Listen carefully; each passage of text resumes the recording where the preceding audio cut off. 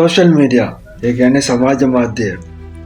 ඔයාලගෙන් මම අද ලෝකය පාලනය කරන්න කවුද කියලා ඇහුවොත් ඔයාලා මොකද කියන්නේ? එක්කෝ පොලිටික්ස් නැත්තම් මුදල්. මේ දෙකෙන් එකක් තමයි වැඩිපුර කියන්නේ. හැබැයි ඔයාලට දන්නවද අපේ අවධානය වැඩිපුර පාලනය කරන්නේ මොකද කියලා? ඒක තමයි සෝෂල් මීඩියා.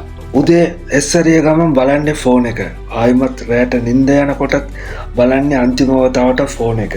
අද අපේ සතුට දුක ඒ වගේම තමයි කාලය ඒ වගේම තමයි සිතුවිලි මේ ඔක්කොම බොහෝ දුරට සමාජ මාධ්‍යවල බලපෑමට පත් වෙලා තියෙනවා. සමහර වෙලාවට හිතනවා මිනිස්සු ජීවත් වෙන්නේ තමන්ගේ ජීවිතය වෙනුවන්ද නැත්තම් සෝෂල් මීඩියා වල පෝස්ට් එකක් දාන්නද කියලා. කේමක් කන්න කලින් ෆොටෝ එකක්, ගමනක් යන්න කලින් වීඩියෝ එකක්, ඒ වගේම උදව්වක් කරන්න කලින් කැමරාවක් හොයන දවස්වල තමයි අපි ඉන්නේ. අපි මතකයන් හදනවට කාලය වෙන් කරනවට වඩා දැන් වැඩියෙන් වෙන් කරන්නේ ඒ මතකය පළ කරන්න පෝස්ට් එකක් හදන්න.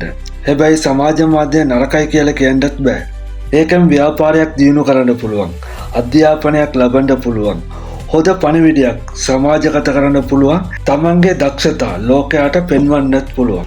ප්‍රශ්න තියෙන්නේ සෝෂල් මීඩියා වල නෙවෙයි. ප්‍රශ්න තියෙන්නේ ඒක භාවිතා කරන විදිහේ. අද සමහරුන් තමන්ගේ ජීවිතයේ අර වෛරල් වෙච්ච වීඩියෝ එකත් එක්ක සංසන්දනය කරලා තමන් හිතනවා තමන් පරාජය වුණා කියලා. මතක තියාගන්න සෝෂල් මීඩියා වල පේන හැම ඉනාවක්ම සැබෑ සතුටක් නෙවෙයි. පේන හැම සාර්ථකත්වයම සම්පූර්ණ කතාවකුත් නෙවෙයි. තාක්ෂණය කියන්නේ ඔයාලට සේවයක් කරන්න ඕනේ.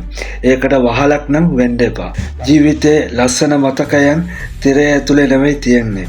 එත්ත ජීවිතවල තියෙන. සමාජ මාධ්‍ය ලෝකය වෙනස් කරලා ඇති. හැබැයි ඔයාලගේ ජීවිතේ පාලනය කරන්න දෙන්න එපා. ඔබේ සිතුවිලි සහ අනාගතය පාලනය කරන්න ඕනේ ඔයාලම. සමාජ මාධ්‍ය බලවත්. හැබැයි ඔයාලගේ හිතට වඩා ඒකට බලවත් වෙන්න ඉඩ තියෙන්න එපා.